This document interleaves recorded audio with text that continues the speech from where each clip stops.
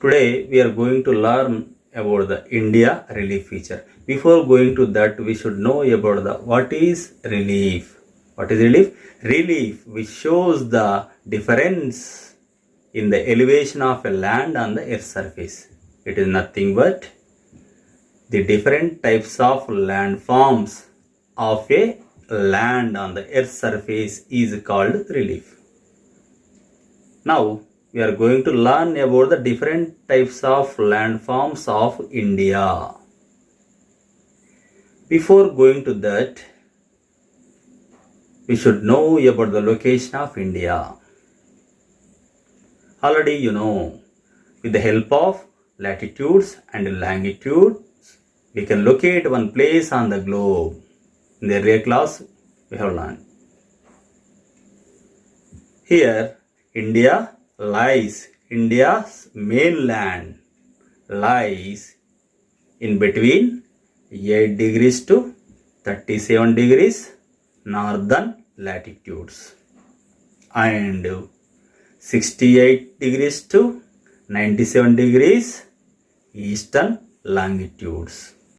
Actually, there are 30 longitudes in between the east to west of India. It means from Arunachal Pradesh to Gujarat. And we know sun takes 4 minutes to travel from one longitude to another longitude. So automatically to cross the 30 longitudes, 30 into 4 minutes, it equals to 2 hours. So the sun rises first in the Arunachal Pradesh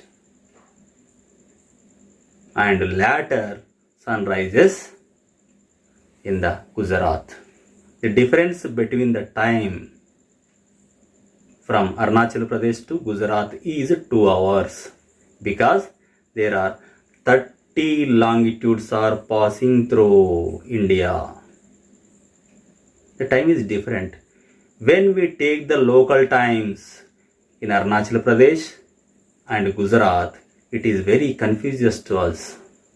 To avoid that confusion, we have taken the 82.5 eastern longitude as the standard meridian, Indian standard meridian, because it is passing through center of India. It passing near the Allahabad.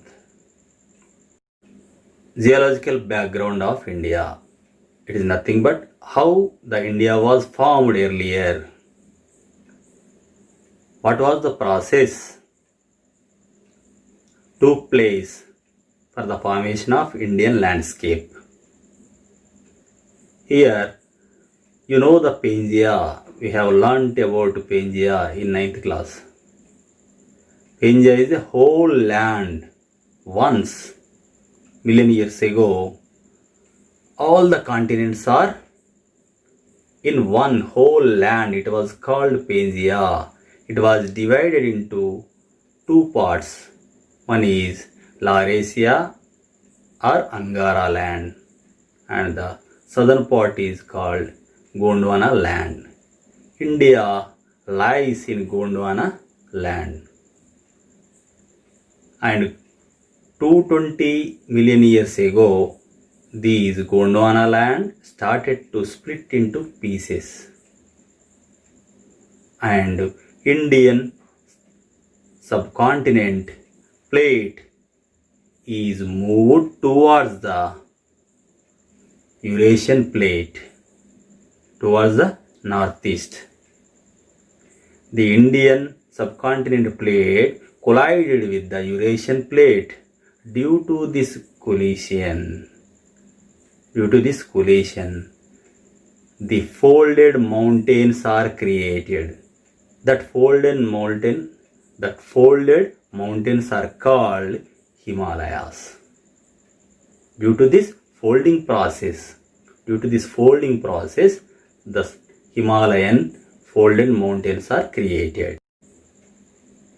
Next, breaking off from the northern corners of Indian Peninsular Plateau led to the formation of basin. This formation of basin, this basin is filled with the sand and mud carried by the perennial rivers from the Himalayan regions and from the peninsular rivers. What are the perennial rivers here? Perennial rivers, they never dry up. They are formed by the glaciers of Himalayan region. They flows continuously throughout the year. They never dry up. They are called as the perennial rivers. The Indian peninsular rivers are not perennial because they depends upon the rainfall only. They can dry up sometimes. Finally, India is the vast country and it has the variations in the landforms. It leads to the different types of climate. There are 6 physical divisions are here in India. The first one, the Himalayas. Second one, the Indo-Gangetic Plains. The third one, the Peninsular Plateau. The fourth one, the coastal plains. The fifth one, the desert. The sixth one, the islands. Let's know about the Himalayas. Himalayas are extended from west to east. The distance between the west to east is 2400 kilometers. And the distance, the width is varied from west to east. The width in the west is 500 kilometers and from the central region to eastern region the width is 200 kilometers are there. And again these Himalayas are subdivided into 3 ranges. The first one is the Greater Himalayas. It is also called as the Himadri. Next, the Lesser Himalayas. This region is also called Himachal region. And the third one is the Shivalik range. These 3 types of ranges are there in Himalayas. First, you look at the Greater Himalayas. Greater Himalayas, the average elevation of Greater Himalayas 6,100 meters, and these Greater Himalayas covered with snow and ice, and the snow and ice leads to the formation of glaciers. By melting of this formation of glaciers, it leads to the formation of perennial rivers like Ganga, Indus and Brahmaputra, like that. Then we go to the Lesser Himalayas. The Lesser Himalayas, the altitude extends from the 3,700 meters to 4,500 meters. Here we can find the important valleys just like the Kashmir Valley, Kulu and Kangra valleys in Himachal Pradesh, etc. And also we have the hill stations here in this range. These are the Simla, Mussoorie, Nainital, Ranikhet, Chakrata and like that. And also Mahabharata range is also important here. And then we go to the Shivalik range. Southward of the Lesser Himalayas are Shivalik range. Shivalik range, the altitude, the elevation of Shivalik range varies from 900 meters to 1100 meters. Actually, these Lesser Himalayas, these Shivalik Himalayas are formed by the gravel and alluvial taken by the Himalayan rivers. Here we can see the dunes. Dunes are nothing but the valleys lying between the Lesser Himalayas and Shivalik range are called the dunes. We know the Dehradun, Patli Dune, Kotli Dune. These are the important dunes in India. And we have the eastern border of Himalayas. Eastern border of Himalayas lies in Brahmaputra Valley. And also beyond the Dihang Valley, these Himalayas takes a hairpin bend toward the south. And then they became as the border of eastern Himalayas. Then we go to the importance of Himalayas. Himalayas have a great role in the climate of India. They became as the barriers and they are obstructing the cold winds coming from the Central Asia, and they are protecting, these Himalayas are protecting us. And also these Himalayas helpful to the monsoon type of climate and monsoon types of rainfall in India, especially beyond the Western Ghats. If there is no Himalayas, this area will be dried up.